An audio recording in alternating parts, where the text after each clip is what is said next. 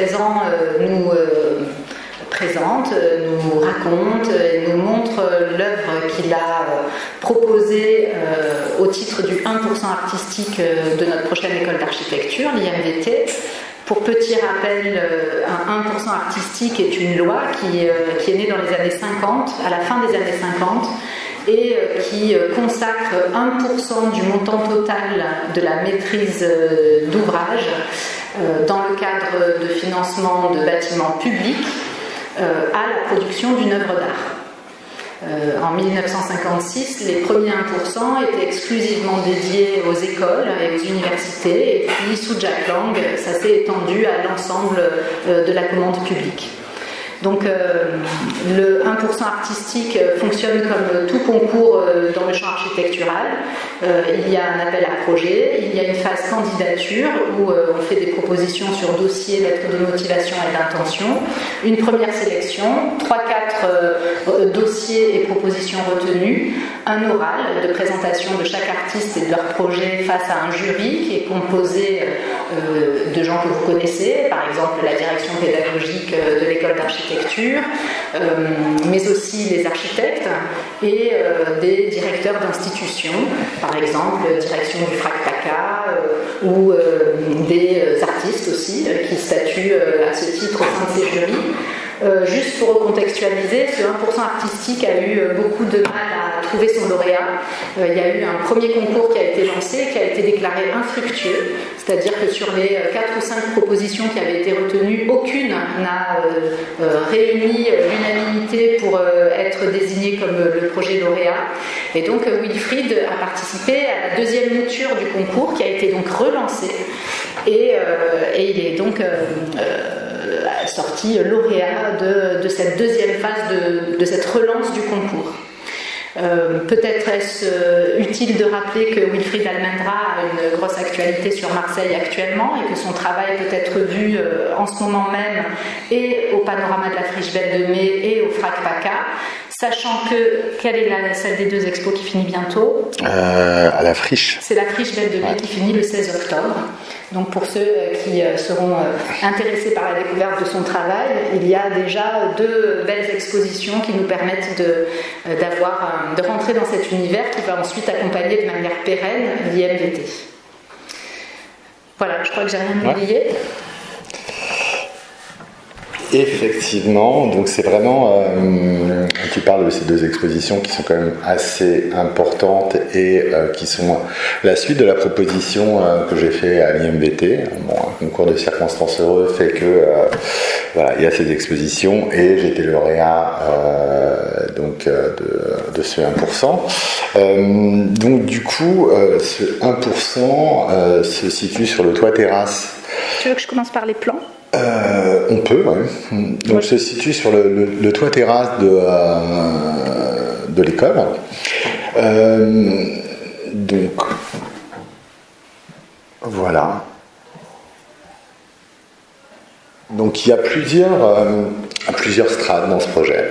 Il y a ce qu'on peut voir à l'image, donc des grandes sculptures qui sont exploitables, on va dire habitables aussi, où voilà, l'idée de ce projet, c'était quand même de créer un espace singulier, mais un espace aussi que je voulais proposer aux étudiants, donc pas juste quelque chose à voir, mais quelque chose à utiliser, qui parle bien sûr de point de vue, parce qu'on est vraiment sur le toit terrasse. Donc j'ai accès, vous verrez, il y a des plans inclinés où on peut se reposer, des espaces de travail, des vrais espaces de travail avec des ports USB qui sont encastrés dans les pierres, avec des prises. L'idée, c'était vraiment de générer un espace un peu convivial. Donc on a ces 2 grands massifs et après on a aussi des objets qui vont être disséminés sur le toit terrasse, donc des objets qui sont, pour les gens qui ont vu les expositions à la Friche ou au FRAC, donc des objets hyper réalistes, des objets qui sont liés vraiment à l'idée du travail.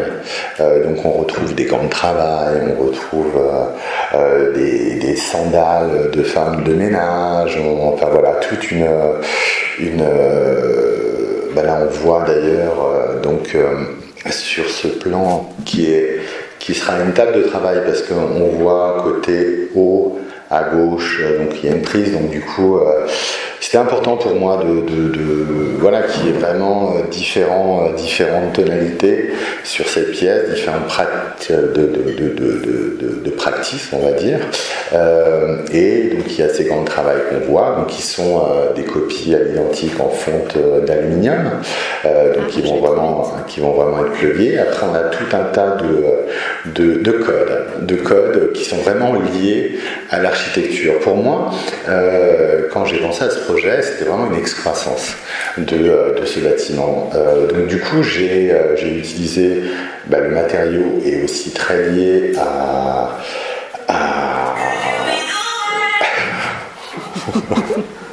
est très lié à la région.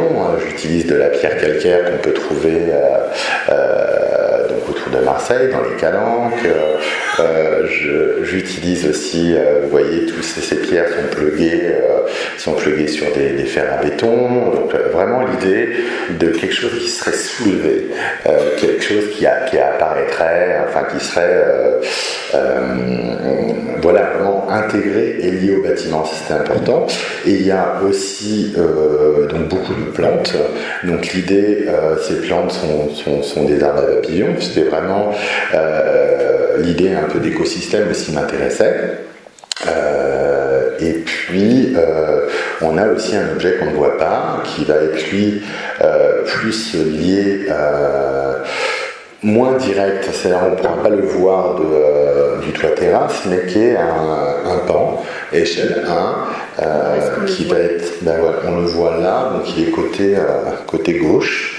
Donc c'est vraiment je voulais essayer de trouver un marqueur. Voilà, quelque chose qui soit assez fort et qui soit assez discret, parce que c'est tout le temps problématique dans ces missions de 1%. C'est aussi voilà, comment faire vivre l'œuvre, comment ne pas toucher l'intégrité finalement de l'œuvre, parce qu'il y a beaucoup de concessions à faire souvent dans ce genre de projet. Donc là, c'est juste extraordinaire parce que les architectes sont géniaux et ont vraiment envie de l'œuvre, donc du coup on n'a pas d'idée.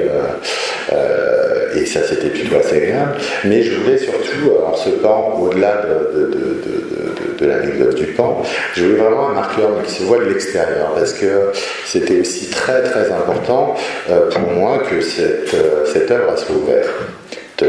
Donc du coup, parce que le toit terrasse de toute façon ne sera pas accessible au public, donc c'est juste pour vous. Donc je voulais que ça dépasse cette histoire de toit terrasse, au même titre, comme je vous l'ai expliqué tout à l'heure, que dans ces deux expositions, donc au FRAC et à la Friche, l'extérieur est aussi pour moi de la matière. Donc l'idée c'était dans ces expositions de faire entrer l'intérieur, enfin l'extérieur vers l'intérieur. Et puis il y a une dernière partie de ce projet qui elle sera audible, qui est des interviews de gens qui sont la plupart les ouvriers qui ont travaillé sur le chantier, mais pas que. Je sais que là, je travaille avec Manifesto 21, qui est un média marseillais. Et ils ont commencé à collecter tout un tas d'interviews, donc le marchand de kebab, la boulangerie, le badaud, je crois qu'il y a aussi, parce que bon, c'est quand même une place où il se passe beaucoup de choses. Tu avais quoi comme vue Tu as une idée en tête? Non, là j'ai pas la vue adéquate. Bon, enfin voilà, si ça c'est une vue qui part vraiment de l'intention, c'est-à-dire que je la voulais la plus ouverte possible. Donc ces interviews vont être accessibles sur le site de l'IMVT. Pourquoi ces interviews? Parce que ça m'intéressait d'avoir cette mémoire, finalement, cette mémoire de ces gens qui sont des bâtisseurs. Souvent, j'en parlais tout à l'heure de cette notion d'invisibilité, aussi bien pour ces objets qui auraient pu être oubliés par le maçon ou un travailleur.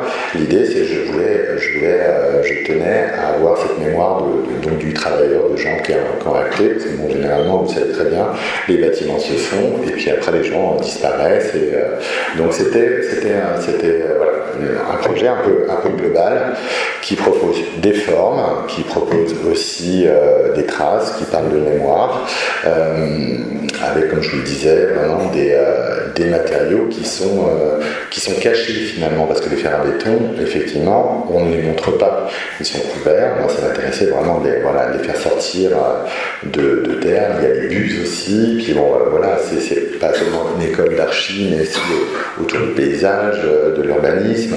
Enfin, voilà, c'était pour moi un peu un condensé de la ville et de son paysage. Alors parlez-nous des petits habitants. Des limaces, ouais. Mais je voulais aussi ramener, jouer entre le faux, le vrai. Comme je le disais, il y aura normalement des papillons, enfin si tout fonctionne. Il y aura toute des abeilles, une vie. Et il y a ces fameuses limaces. Donc ces fameuses limaces, elles vont être en fonte d'aluminium, donc hyper réalistes. Donc c'est vraiment cette notion, cette lisière entre le vrai et le faux m'intéressait. Et puis surtout, ce que je propose, c'est un parcours aussi. Donc quelque chose qui va être finalement très discret, c'est-à-dire que cette limace, si vous regardez par en dessous, vous n'allez pas la voir. Donc il y avait cette ambition pour moi de dissimuler des éléments. Je sais qu'il y a un Marcel, on l'a vu tout à l'heure, qui est posé vraiment sur ce garde-corps, donc un oubli, mais qui est en lien aussi avec la ville, parce que juste en face, il y a tout un tas de gens qui étendent leur linge à l'extérieur. Enfin, voilà, comme au même titre que ces expositions là, dont je vous parlais, il y avait vraiment ce rapprochement de la ville et de ses habitants. Alors, ce que je propose, c'est qu'on revienne à l'historique de ton projet, maintenant que tu as planté le décor, et ça n'est pas dépréciatif dans ma bouche, et que tu nous montres comment tu as réussi, d'où est venu ce projet. Peut-être qu'on peut partir d'une des planches du concours qui présente ton champ de référence. Ouais. C'est dans quoi? Alors plutôt des images dans ces cas-là, cahier de référence. Cahier de référence, pardon. Voilà, c'est-à-dire, maintenant on a situé ton œuvre, les points d'ancrage plastiques, narratifs de ce travail. Est-ce que tu peux en faire la généalogie? Bien sûr. S'il te plaît. Ça te va de commencer par ça? Ouais. Alors ça, c'est une série d'images qui sont là depuis longtemps, des architectes, des paysagistes. Tu veux que je fasse défiler? Ouais.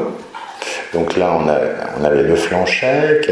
Là, on a aussi des parcs j'ai perdu le nom.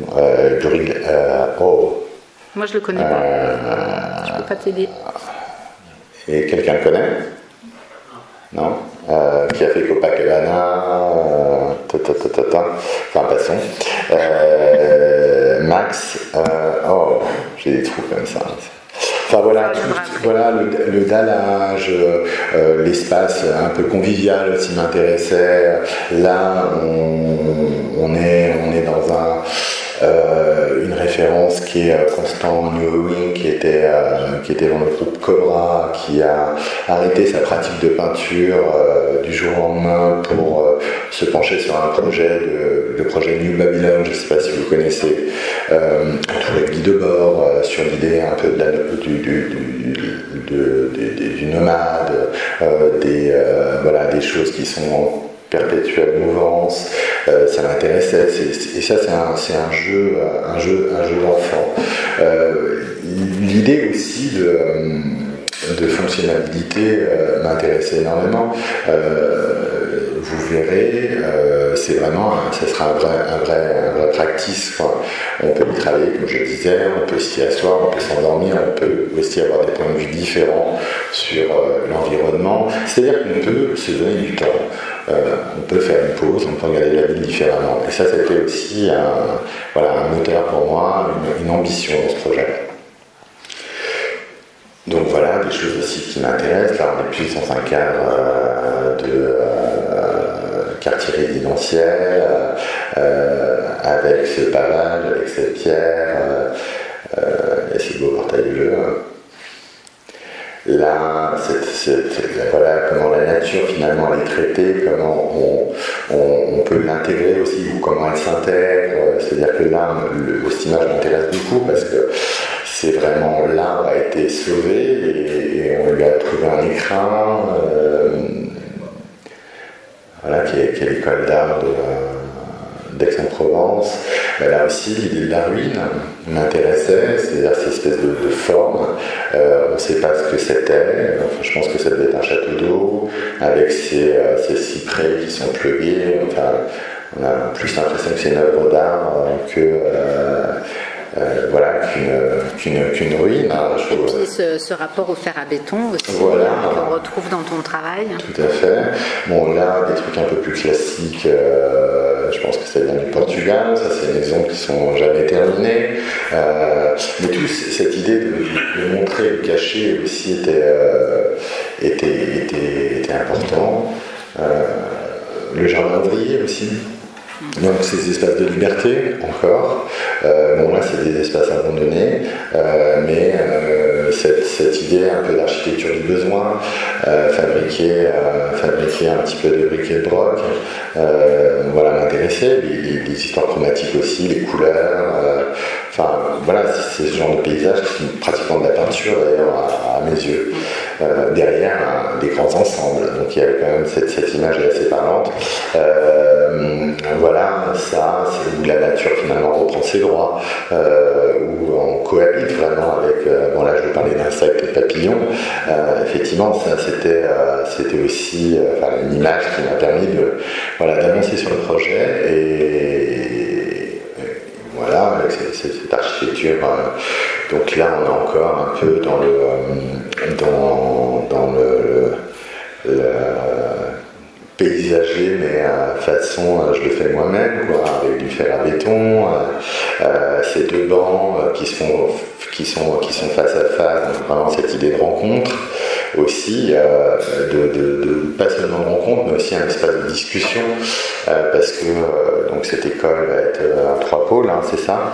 Donc c'était aussi proposer quelque chose qui ne soit pas juste à regarder, quoi, tout simplement, qui ait vraiment une vraie fonction et qui puisse générer. Je sais qu'il y a des projets de concerts, il y a sur le terrain, ça va vraiment être habité par plein d'événements.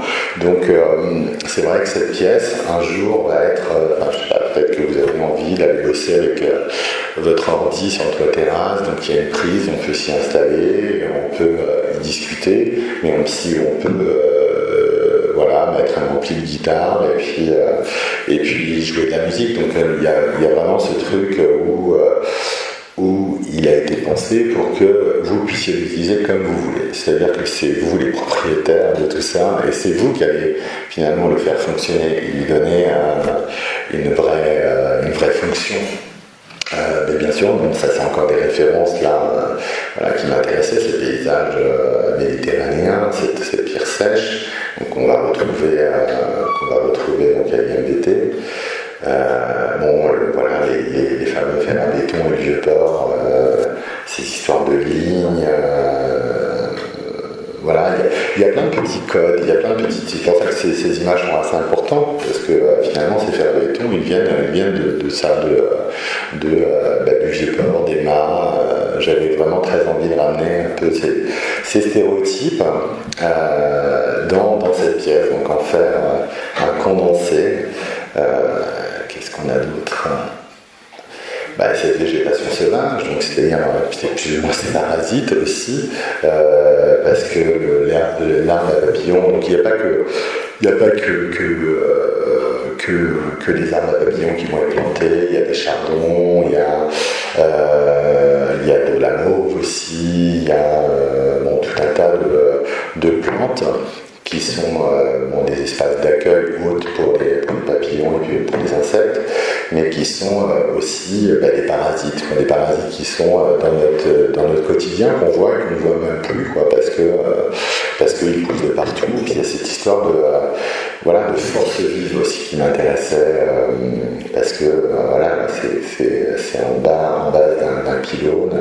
Ce bouquet de fleurs, c'est vrai que lorsqu'on se balade à Marseille, aussi bien dans le centre-ville où les habitants plantent en extérieur, ils font des jardinières, et que c'est vraiment, je trouve ça vachement intéressant, cette histoire, cet espace finalement qui nous est commun, et comment finalement on repense cet espace, et comment ensemble on arrive à l'animer, à reprendre finalement un peu de nos espaces pour en faire quelque chose qui soit au-delà que les trottoirs.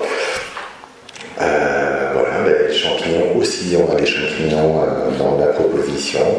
Là encore, un parasite tueur, puisque ce champignon de toute façon pousse sur les troncs et ronge l'arbre. Donc l'idée du parasite, du nuisible, du regard qu'on peut avoir.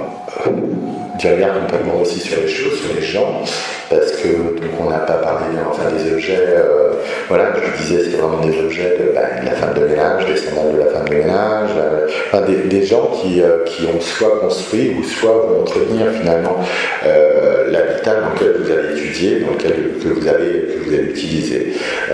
L'idée de la mémoire, vraiment, et puis pas que de la mémoire, parce que ça va être la réalité, effectivement, des femmes de ménage, il y en aura. Et puis le fameux pan. Donc le pan, pourquoi le pan? Je te pose la question avant qu'on te la pose. Je pense que pas mal de choses. Alors déjà, parce que le pan a été son aspect un peu politique, c'est-à-dire que c'est Louis XIV qui l'a introduit à la cour de Versailles, et dans son zoo privatif, et c'était vraiment, donc à l'époque, c'était un outil politique, c'était le pouvoir. Et là, ce pan a été pris au parc Chano, Borelli, et une niche au-dessus des toilettes, par exemple. Donc, je trouvais qu'il y avait ce truc quand même assez incroyable entre l'origine et puis la réalité, et puis ce truc de... finalement, le pan, il est posé sur cette façade, mais je pense que pour la plupart des gens, personne ne va le voir.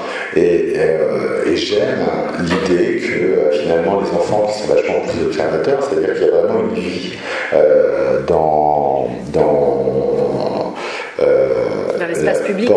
La porte d'Aix, il y a vraiment les familles, il y a des manifs, les familles se réunissent, il y a toute une vie, puis il y a aussi des gens finalement qui ne parlent pas français.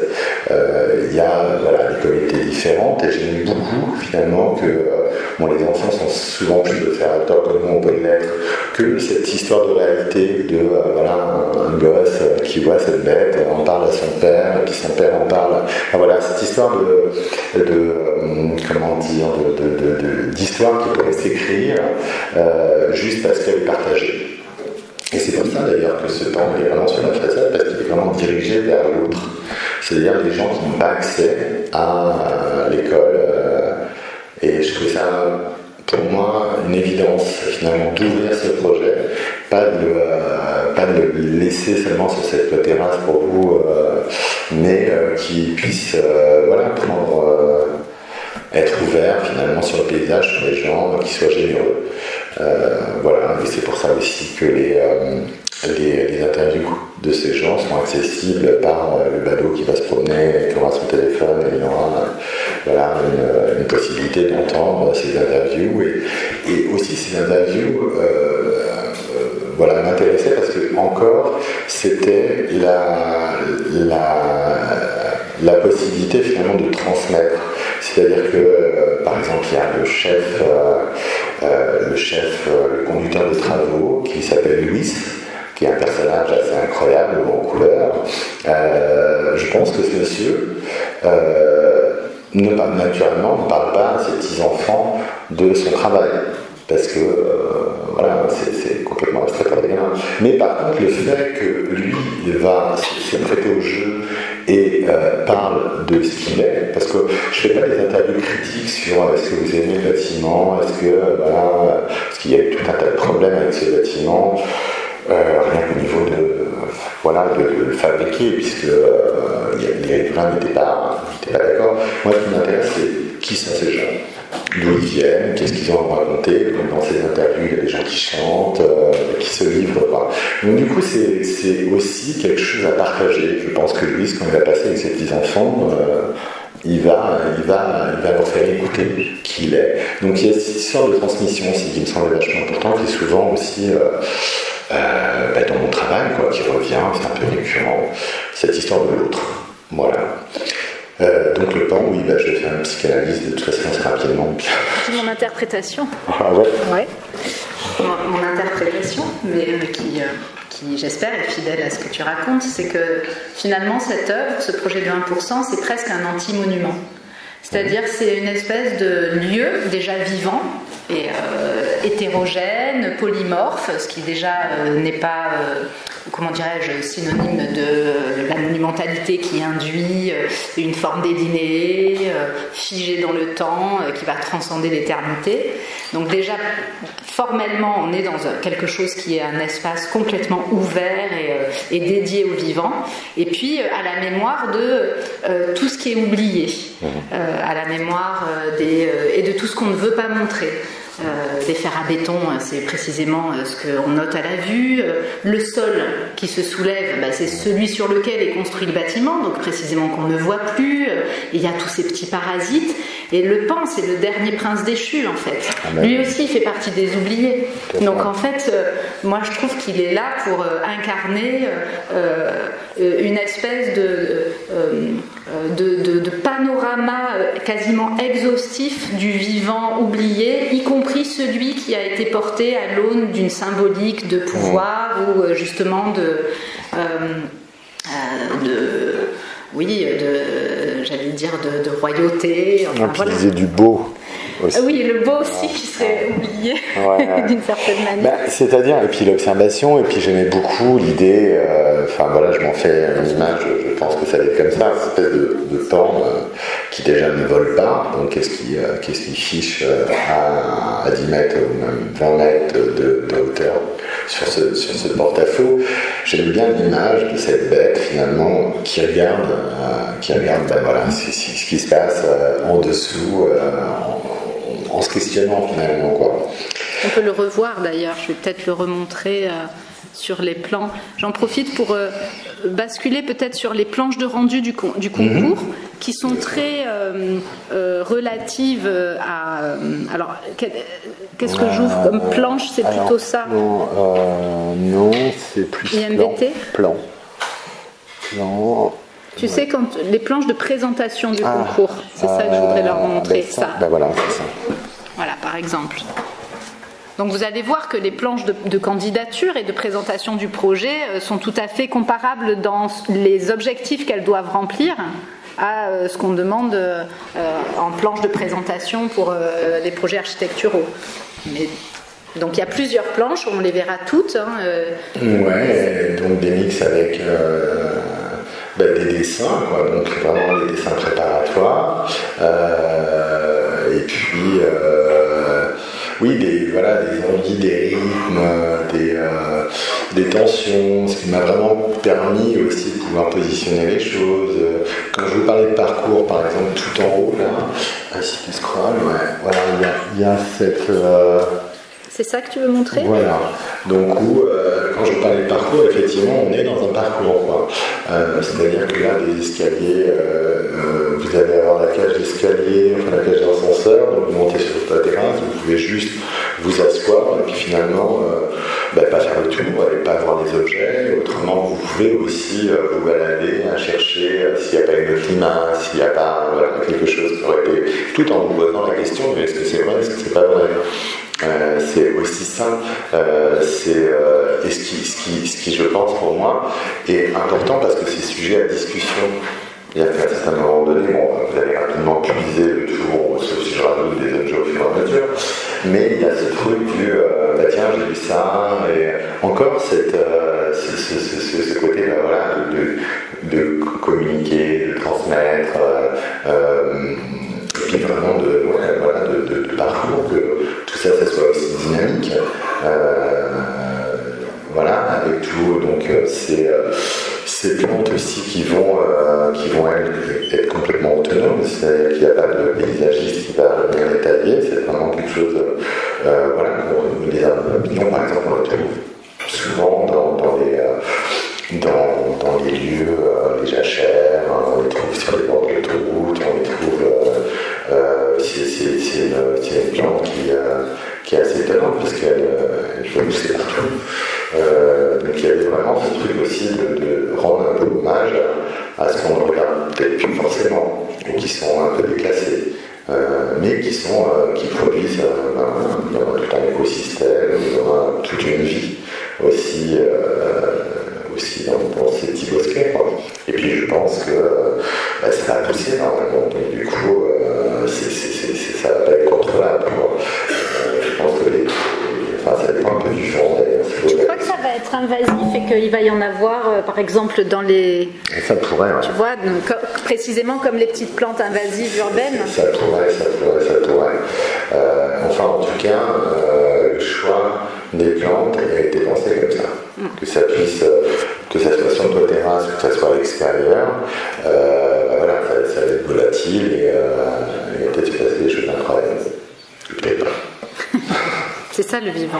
Voilà, et puis après, donc, tout ça est maintenu, donc ces grandes jardinières sont maintenues, sont là, voilà, sont maintenues dans de cerclages d'acier, donc je reprends un peu les rivets des bateaux, enfin voilà, l'idée de la mer aussi était quand même vachement importante. Ces pierres, c'est du champ doré, donc c'est une carrière pas très loin d'ici. Et dans ces patchwork de pierre, il y a aussi des gestes. Des gestes qu'on voit là par exemple ici. Qu'est-ce que tu veux montrer ça qui sont, donc du coup, c'est des pierres qui ne sont pas taillées, mais à un moment donné, j'ai décidé de faire des lignes droites. Voilà. Donc, ça, c'est juste en référence à Roger Le Planchec. Voilà, il y a tout un tas de. C'est-à-dire que la pièce n'est pas juste là pour vous accueillir, mais il y a aussi une préoccupation, c'est-à-dire des liens avec l'histoire de l'art, avec l'histoire de l'architecture, tout un tas de petites choses qui m'ont permis de lancer le projet, de trouver un équilibre entre cette proposition que je vous fais et puis l'art, les préoccupations de l'esthétique, quoi.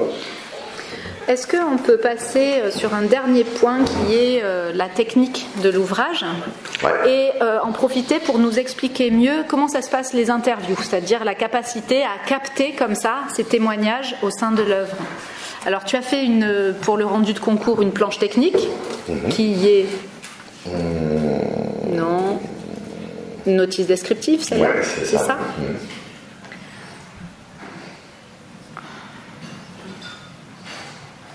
Alors le plan a évolué entre temps parce que c'est posé le problème, les massifs vont être moins importants, surtout le central. Il n'y a plus de massifs, mais il y en a 3 qui sont un peu plus petits. Parce que. Est-ce que j'avance dans les images. Tu posais la question de l'emprise de sol, tout simplement, et puis ça serait ergonomique par rapport aux projections de ce terrasse. Donc du coup, cette forme-ci, vous voyez en bas. C'est la plus grande qui devient deux îlots. Voilà, tout à fait. Donc au niveau des techniques, là je travaille avec une boîte de prod qui s'appelle Zebra 3 qui sont de Bordeaux et qui mettent en place des projets d'extérieur et des projets publics. Donc du coup les pierres vont être soclées sur des platines. C'est-à-dire que j'ai des métaux en fer à béton qui, eux, sont soudés sur des grandes plaques de fer et les pierres sont posées. Donc avec des joints de dilatation parce qu'effectivement il y a quand même beaucoup de contraintes entre le vent pour les plantes, entre le soleil, parce qu'il n'y a pas, un espace d'ombre à d'ailleurs, là, pour les espaces d'ombre, c'est pour ça aussi que j'ai pensé à ces plantes, c'est que je voulais générer aussi un espace où rien, genre quand il fait chaud ici, il fait chaud ici, et c'est vrai que sur cette terrasse, il y a strictement aucune solution, donc du coup c'est vraiment gris. Donc je pense que très rapidement, il va avoir du temps au temps, mais ces plantes vont grandir et vont générer de l'eau. Donc du coup, on a ces pierres qui sont quand même assez lourdes, parce qu'une pierre de 1 mètre par 1 mètre, ça va faire moins 500 kg. Donc il y a aussi cette défiance finalement qui m'intéressait. Cette pierre qui est quand même relativement lourde, elle vole. Il y a ce truc qui devient très aérien, et ça me plaisait beaucoup. L'idée, au-delà de fabriquer des pans qui vont être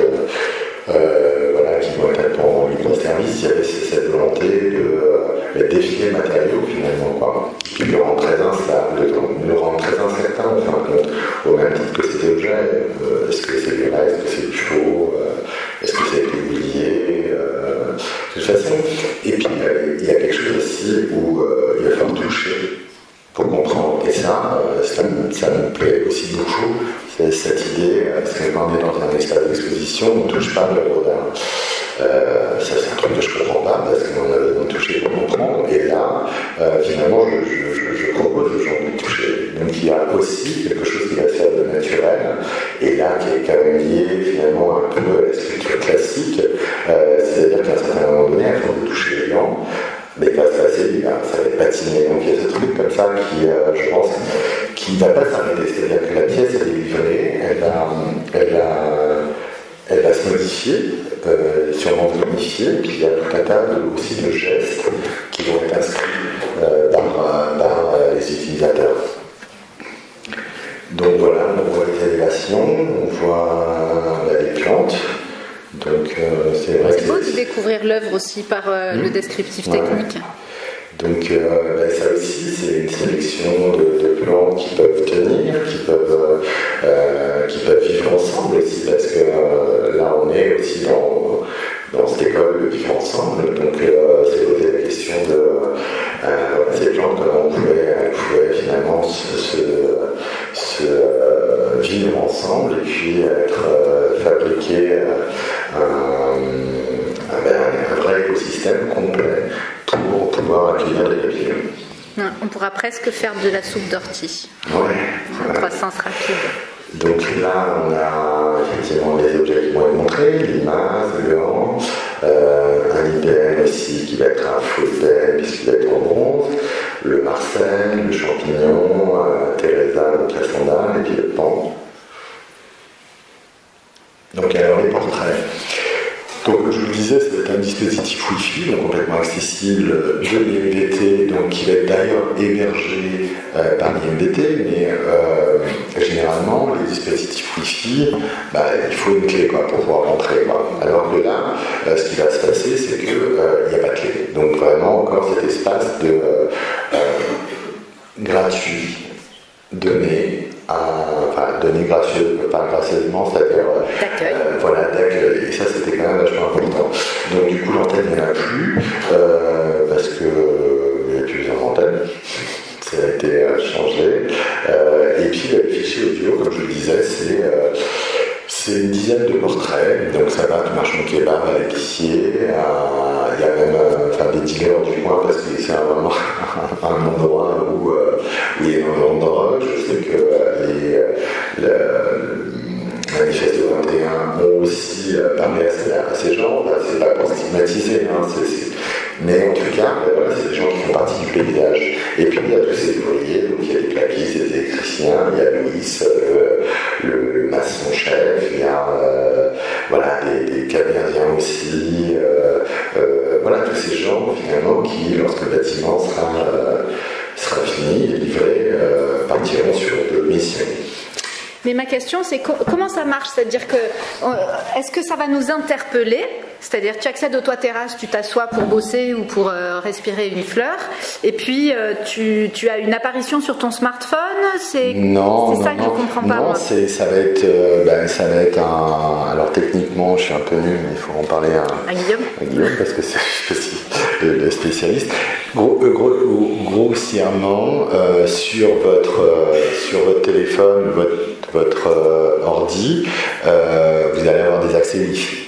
Et là, il y aura un accès Wi-Fi gratuit, enfin où il n'y a pas besoin de code, qui va s'appeler le nom de la pièce, donc désirée. Et le fait aussi de nommer cette pièce désirée, pour moi, au-delà de ce joli prénom, c'est aussi désirer ce que le mot veut dire. Donc il y avait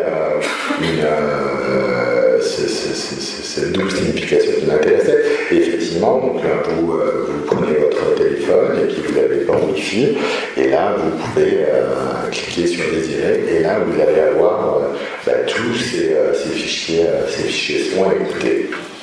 Puis il y a ce truc aussi je ne voulais pas flécher les choses. Ça ne m'intéressait pas finalement. Tout le monde est responsable d'être curieux. Et c'est pour ça qu'il est ouvert. Il n'est pas juste ouvert pour les étudiants, mais il est aussi ouvert au badauds. Il est ouvert. Puis comme je le disais tout à l'heure, je pense que ça va être quelque chose comme un peu le téléphone. Le téléphone arabe. Voilà, tout à fait. Et les choses vont je pense que, par exemple, le marchand kebab va en parler à ses copains, forcément parce qu'il va être là, quoi. Donc du coup, il y a ce truc qui va se transmettre tout à fait naturellement, sans imposer quoi que ce soit, parce que l'image un peu totalitaire, ce projet n'était pas là, puis de toute façon, le projet n'est pas là. C'est juste des propositions, tout simplement. Donc après, on écoute, c'est super, on n'écoute pas, on comprend que c'est des objets en fond d'aluminium qui sont vraiment très académiques. Il n'y a pas plus sculpture académique que la fonte. Ou alors on passe à côté en se disant tiens, les scientifiques, finalement la responsabilité du regardeur aussi, c'est la vôtre. Moi je pose, après, je propose, puis après, cette histoire aussi parce que là je vous parle d'histoire, c'est des histoires à moi, mais je pense qu'on a tous un lien finalement avec un linge pendu, on a tous un lien à ces objets que je vais poser. Donc c'est aussi cette volonté finalement de générer des histoires mais qui vont finalement être gérées par vous, quoi.